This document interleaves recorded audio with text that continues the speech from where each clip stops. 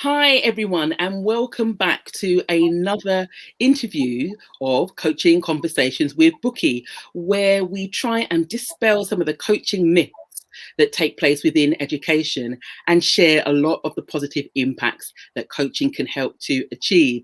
This time, I have a very special guest.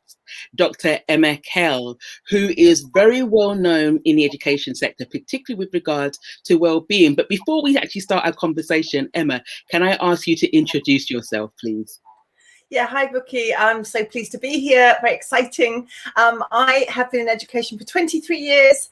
I am a teacher still. I teach part-time in a pupil referral unit in Bukkys. I train teachers. I facilitate on wellbeing with all sorts of audiences, from new teachers to governors to head teachers. And most recently, I am so proud to say, I always get this warm feeling in my stomach when I say it, I am a qualified coach. About 3 months ago. Congratulations. Yes, thank you. Congratulations. So pleased to hear that. In fact, we'll start off with the first question, Em, if I may. What made you decide to train to be a coach? Oh, this is a story, Bukky. So as I said to you just before we started, you know, my story of being coached and becoming a coach is so intertwined. So I was working with an organisation called Aspire, my crew in Bukkys, and we received some funding from the DFE to roll out wellbeing facilitation across the whole county. And we were basically given carte blanche to do whatever we wanted. And one of the things we did was to offer free coaching, I'm really proud of this, to all school leaders across Bukkys. So back in September, I was asked to be a coach. And I thought, it's that thing, my dad on my shoulder saying, if you're going to do a job, do it properly. I had seen coaching done so badly in schools, so badly, to the point where it was used as part of performance appraisal, part of capability. You will be coached. This is the subject you will be coached on. If the coaching doesn't work, you will go on to capability and you might lose your job. That literally, in fact, I was the one who had to design the piece of paper which explained that process. So I thought, right, okay, I've had the GROW model, I've done bits, but I don't really want to do this unless I'm willing to do it properly, especially as, you know, you've got, as my own coach says, you've got people in your hands, you know, you hold people in your hands when you coach them.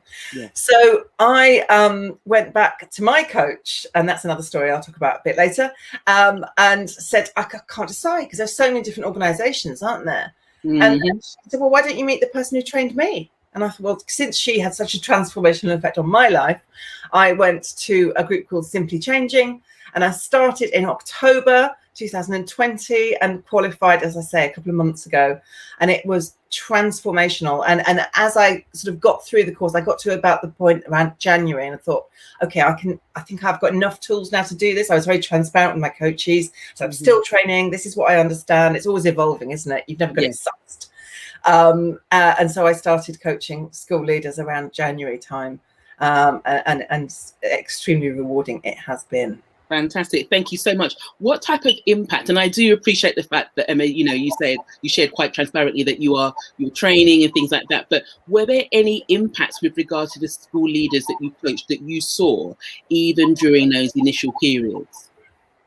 Oh, goodness, yes. I mean, school leaders in particular, I mean, I love working with all sorts of coaches, but apart from anything else, when else in their working week do they actually stop and take time to reflect and allow themselves to hear their own voices talk about this extraordinary year and the extraordinary job of leading schools anyway?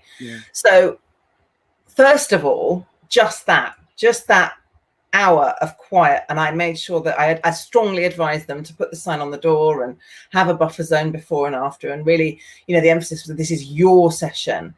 The individual impacts have been, I don't know, you must find this as well, each coachee is so utterly unique. Yeah. So I'm thinking of one in particular who has been knocked back as a deputy head, felt she wasn't good enough, you know, had failed in an interview in her eyes. And actually the journey we went on was all about actually her concluding after 5 sessions that she loves her job. She's an assistant head. She teaches year 6. She's got a great work-life balance. That actually when she decides to be a deputy head, if she decides to do a deputy head, she now knows that she has all the tools to do it brilliantly, that she's not defined by that interview. But her journey was about realizing that she loves it. Yeah. More empowerment in that regard and ownership. Yes.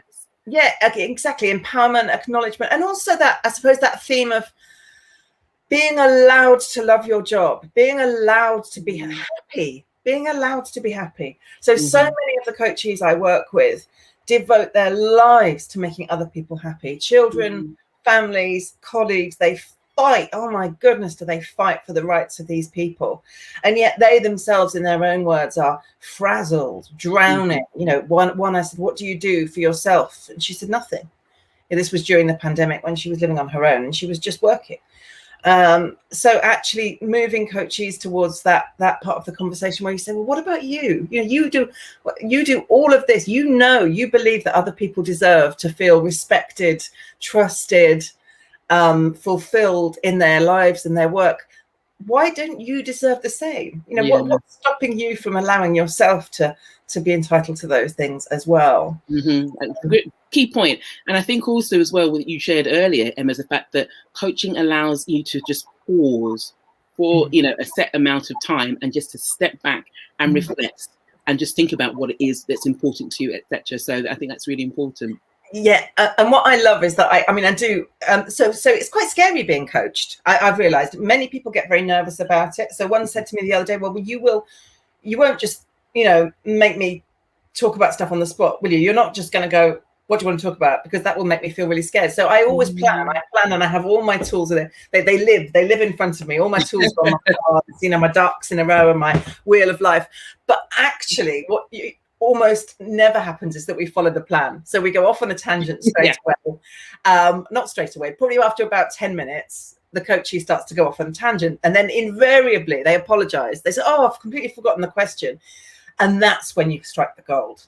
That's when you've got people talking about what really matters. That's that moment when they've turned that frustration or whatever it is on its head and said, well, this is about what I stand for. This is about my values. This is me. And those are the moments I love.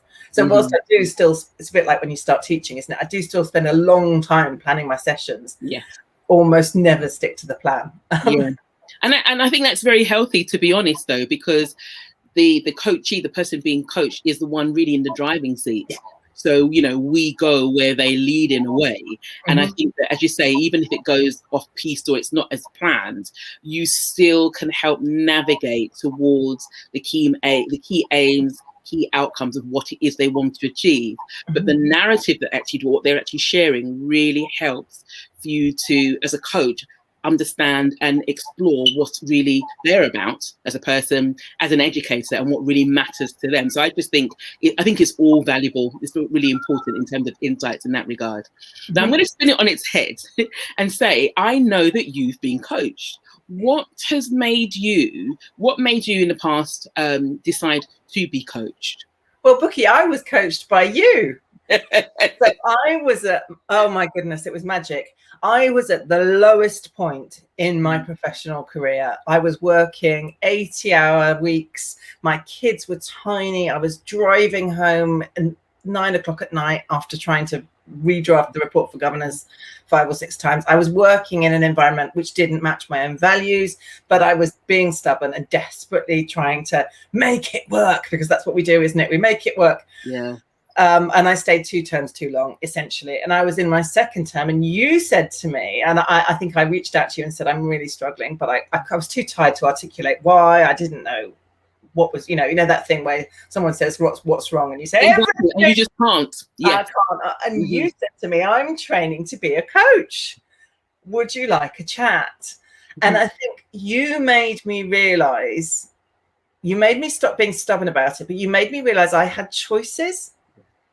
That coaches have choices. You know, you meet them and they say, I'm drowning, I'm stressed out, I'm a slave to this job.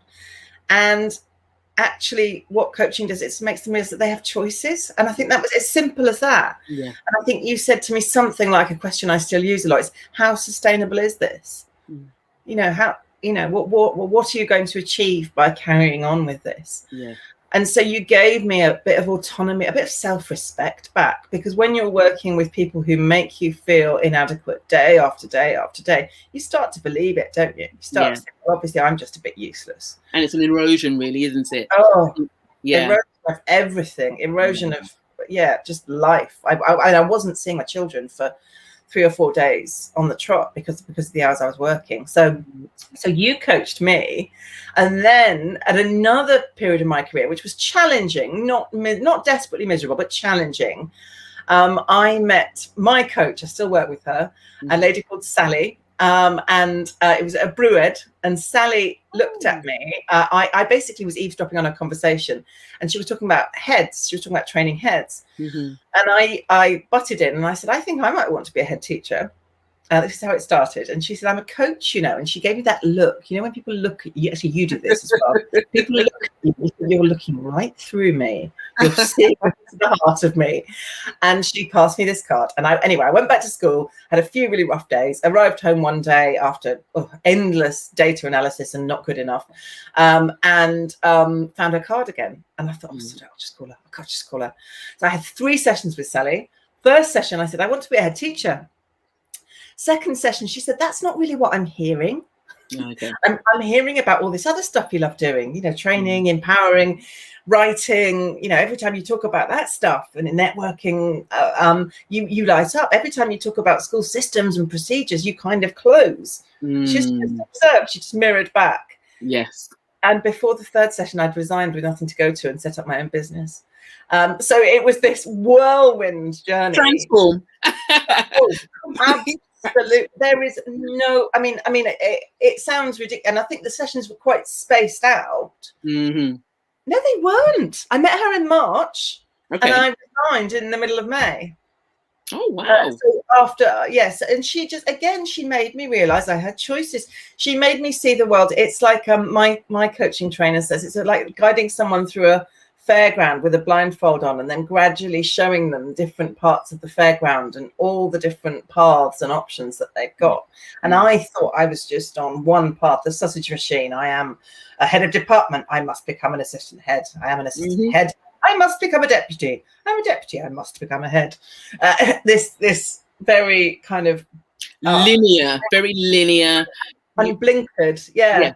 Yes. And ironically, now I'm coaching heads, and I used to have that imposter syndrome when I was coaching heads, because it's the one job in a school I've never done. I've done most of the others, but it doesn't matter. It doesn't matter, because not one head teacher has said to me, "Well, you can't possibly understand because you're not a head teacher." Because actually, I have been trained, and I do know what I'm doing. Exactly. And it's the role. It's the role. It's the facilitation. It's about the questions. It's about getting people to reflect, think about things from different perspectives, all the rest of it. Well, I've noticed one thing, because I was so keen just to hear your experiences, Emma. I've not actually asked you, how do you define coaching?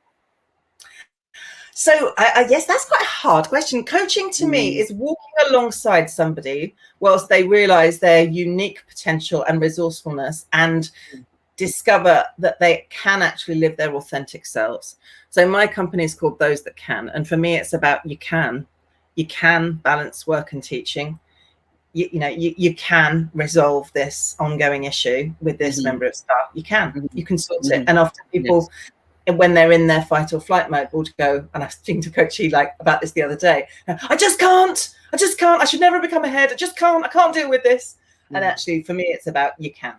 Yes, and I love that, because it's about tapping into their potential, and getting them to see what's within, and then actually enacting that. It's so exciting. You can tell, can't you? I mean, I've persuaded so many people. Kindred spirits. I've persuaded so many people to become coaches, because I learn, and this is what I hadn't anticipated. Well, 2 things I hadn't anticipated. One is that it's really good fun a lot of the time. So a lot of time giggling in my coaching sessions. The training was about goldfish and rats, and that's one thing. But the other thing is how much I learn from my coachees, and it's this. It's almost as if it's the one skill I've got that brings all of the other. It kind of brings everything else I've done together. And I'm glad I'm doing it now. I'm glad I'm doing it when I'm very experienced as a teacher and as a parent. And it sort of makes sense of everything.